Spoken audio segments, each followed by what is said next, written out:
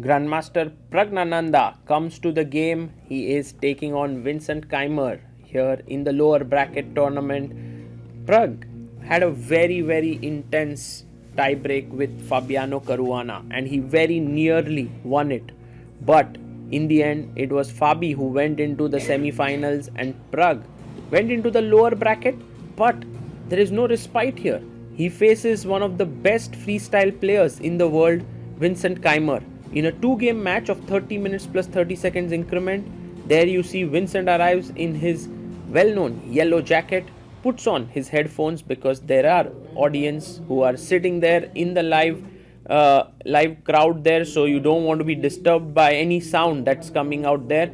And Vincent adjusts all his pieces.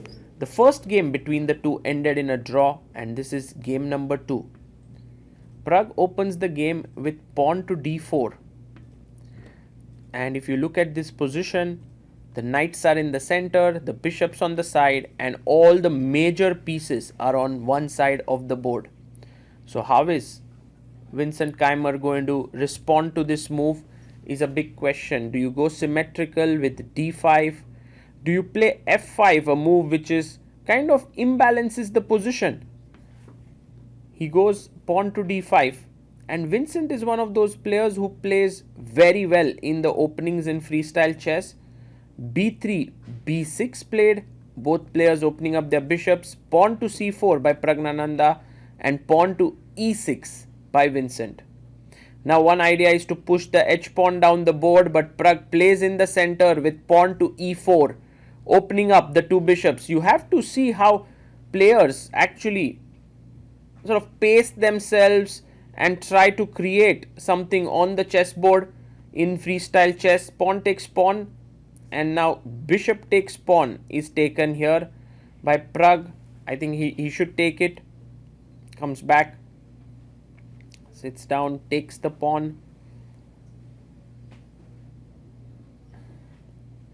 and bishop takes bishop, rook takes, he takes the rook, and knight to d6. Now he attacks the rook here on e4. Maybe Vincent could have directly played c5 because of takes. He can take now with the queen, but instead he goes knight d6. Pragg goes back rook e1 and now pawn to c5, which turns out, I think, into a small positional error, because after pawn takes pawn, he has to take back with the pawn here, which is not a very ideal decision, because you can see that he now has an isolated pawn. The knight comes to d3, attacking the pawn here on c5. But Vincent is saying that, hey, look, I have an isolated pawn, but I also get a very nice square on d4. Pragg doesn't really care. He goes knight to c3. And now Vincent brings his knight to b7, defending this pawn.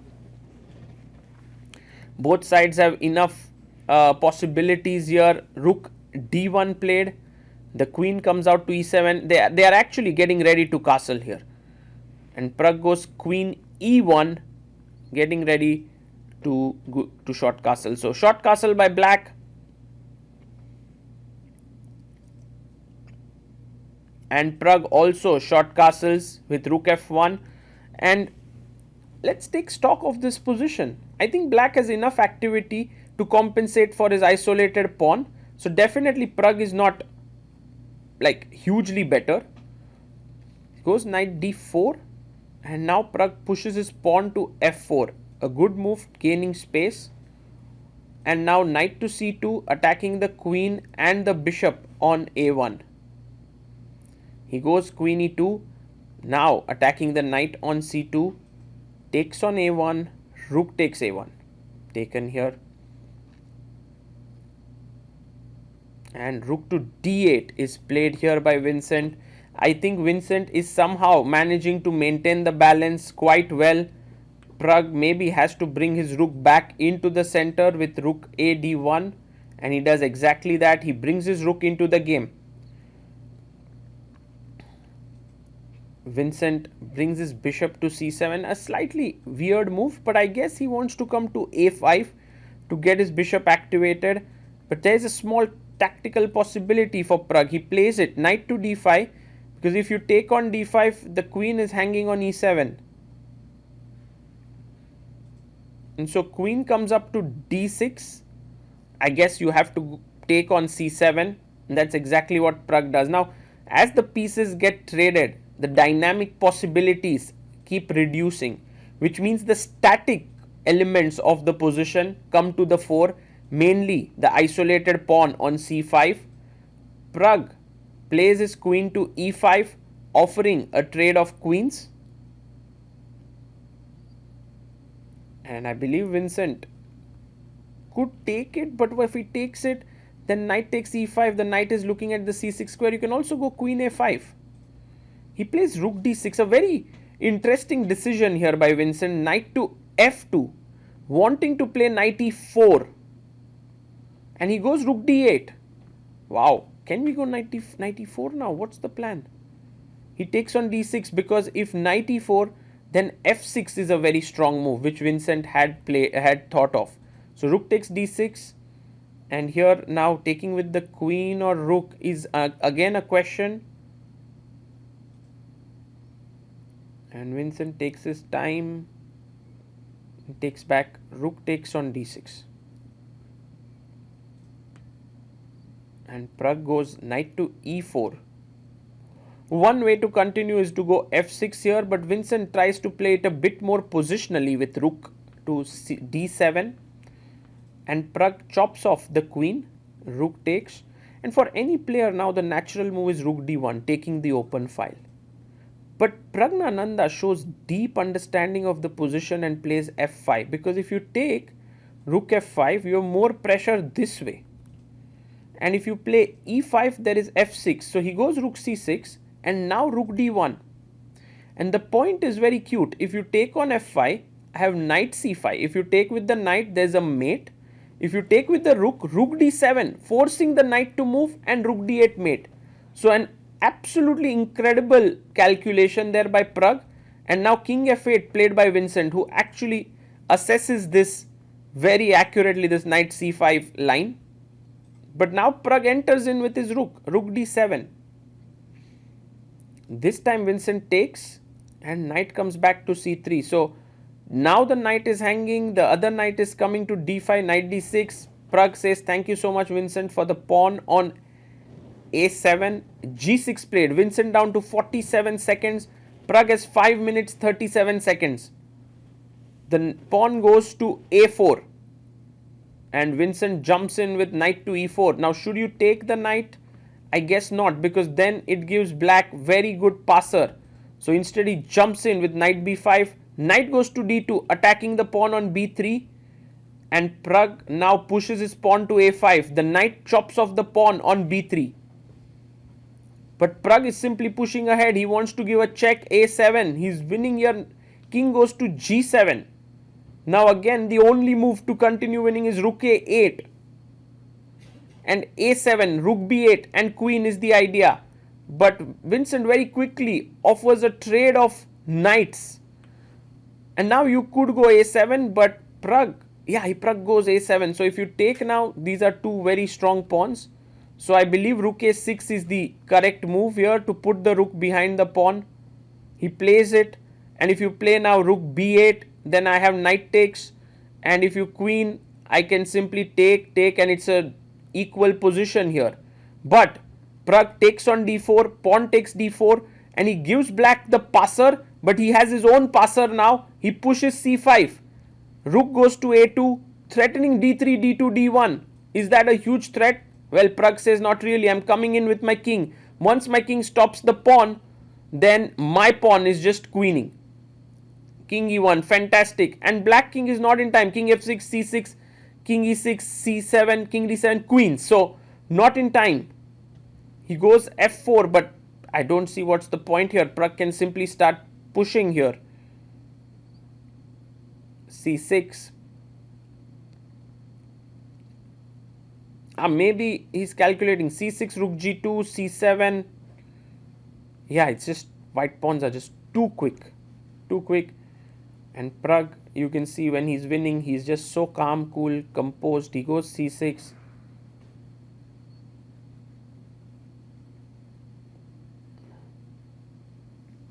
And now Vincent takes on g2. mean, c7 should win totally here, like rook c2, c8, queen. There's nothing to even discuss. But there are other ways to continue playing for a win. One of the moves is rook d8 to stop the d pawn, threaten a8 queen. And Pragg taking his time here. This victory will actually help him move up in the lower bracket, and maybe he gets to face Magnus Carlsen tomorrow. With this victory, he goes rook d8, attacking the pawn here.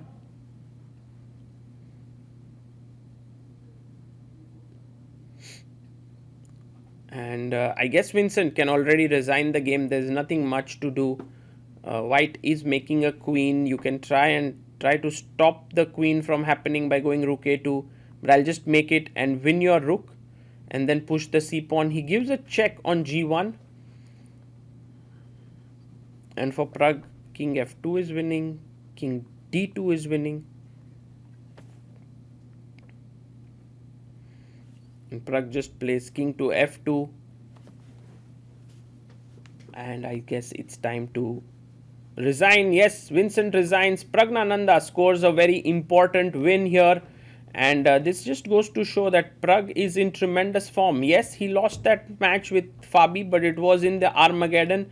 But before that, he topped his group in the qualifying stage, and then he also now beats Vincent. He is showing that he is one of the best players in freestyle chess. Later, we had Pragg coming to our studio, so let's just see what happened there. Can we do it, Pragg, after yesterday's game? You and Sagar both. Yeah, but it's sad for the commentators, yeah. Pragg, would you like to sit there? Sagar will let us begin this happens.